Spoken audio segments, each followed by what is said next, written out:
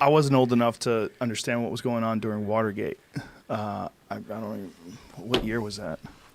Well, 70. The break-in happens in the lead up to the 72 election, and then he eventually resigns after that. But this is our Watergate, right? Yeah. This moment right now, and Cohen's going to go to jail for 3 years, and I mean, he's testifying against Trump, and all these people are testifying, and they're calling him. What are they calling him? Co-conspirator number one? Is that what the individual the official number one. Individual number one?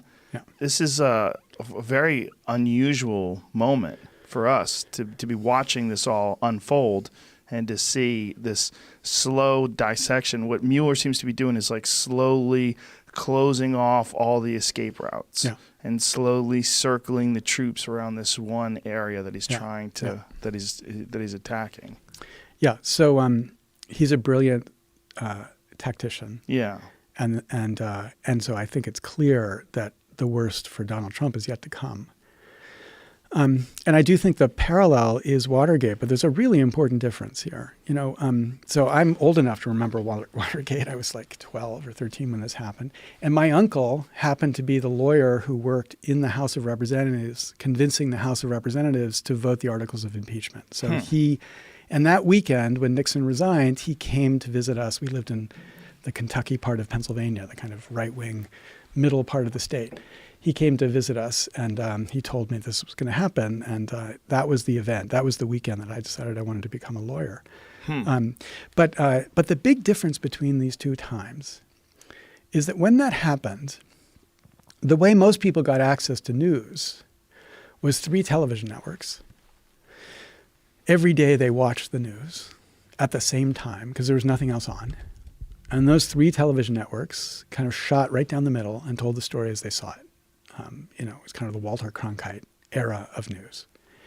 And as this story broke, they just reported it as they saw it. And as they saw it, it was a pretty damning indictment of the president. And what's amazing is you watch the polling among Republicans in their support for the president. 6 months before the president resigns, the poll says among Republicans he has about an 83% support rate. And then when he resigns, his support rate among Republicans is about 50%. And that's because the newspapers and television had told everybody the same story, and Americans hearing the same story came to the same view, that there was something deeply corrupt about this president and he had to go. We don't live in that news environment today. We live in an environment where half of America lives in one news world and the other half of America lives in another news world. Mm-hmm. And the half of America living in the Breitbart Fox news world are not being told the stories that the people living in the MSNBC, NPR news universe are. And so in this world, the opportunity for Americans to see the facts, the same facts, and have a reflective judgment about it and come to a view that this president needs to resign or be impeached. I don't think he should be impeached, but that's a separate question.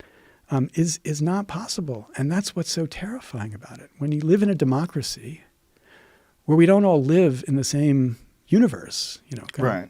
We don't know the same facts. How do you knit together a public that can address these critical issues of national import? And that's, I think, our biggest challenge right now. Well, it gets grayer than that, right? With characters like Sean Hannity, that they separate the line between not just being some sort of a political pundit, but actually campaigning for the president, showing up at speeches, addressing the crowd, making these big statements in support of the president. It's very strange to watch because I don't remember that at any point in time. No, it wasn't the past. But I think the thing we need to realize is it is the future because it pays.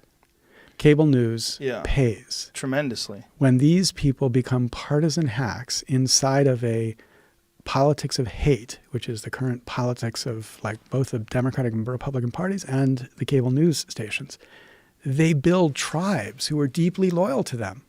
And the loyalty to those tribes translates into advertising dollars. It is the business model of cable. Right. So Sean Hannity looks to, old geezers like me like an abomination from the perspective of what news should be like. But from the standpoint of what the future is going to be, he is the future. And so then it becomes a question how do we knit together a democracy given there will be people like the Sean Hannitys on cable television? And, I've begun to talk about the slow democracy movement, which I think I pointed to you as part of that. I think that there's a need to begin to think about how do we build political understanding, not through broadcast television, but through something else that gives people a chance to think in more than 30-second bites. Yes. And podcasting, I think, is a core part of that. Is it entirely possible that something could be profitable that does shoot down the middle because people are so tired of this CNN, Fox, bipolar distribution of information? I mean, I remember when the elections were going on, I would flip back and forth between the two channels, and it was like two alternative universes. Exactly there were right. different worlds. Yeah. Different worlds of focus, different worlds of what they're projecting. Yes, but I don't think the point is that it has to be down the middle. Right.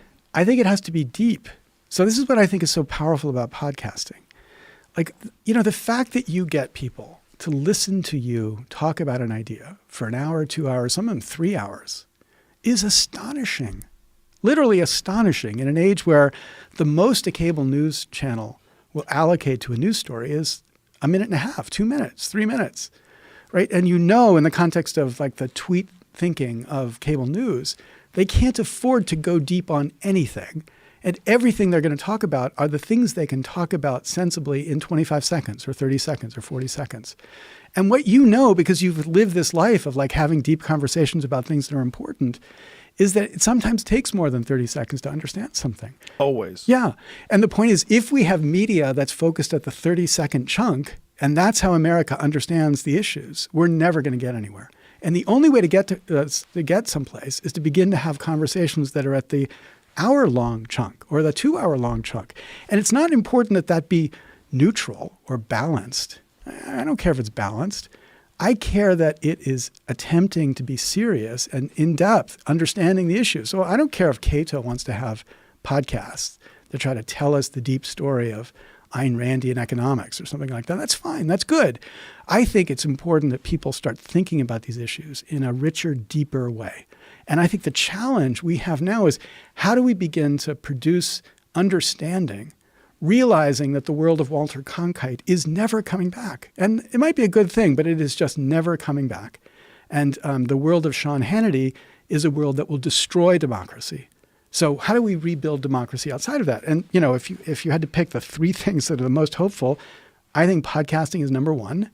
I think some of the reflective, deep, funny, playful, but in the end, at the end of the hour-long segment of a podcast, you understand something you didn't understand before. I think that's number one. I think comedy, like comedy television, like brings people into understanding things in a way that's not possible on Fox News. I think that, that's number two. I think shows like Homeland. I don't know if you watch Homeland, right? I watched it until the redheaded guy died. Yeah, no. And then it went through this dark period in the middle, but the recent seasons are just unfucking believable. Really? And because they're unbelievable because they are such a deep, rich understanding of the tensions at issue. Like you want to understand the Iran nuclear deal, watch the last season. Because after watching that season, you understand the tensions between the CIA and the president and what's actually going on with Israel. And I think that if you imagine television shows aspiring to tell the story in an entertaining way, in a way that brings people in, that they voluntarily want to watch it. But that in the end, at the end of watching a season, you understand something. I understand the current season's about the Russia struggle. And I can't wait to watch it because it's going to be a richer understanding of that story than anything on television.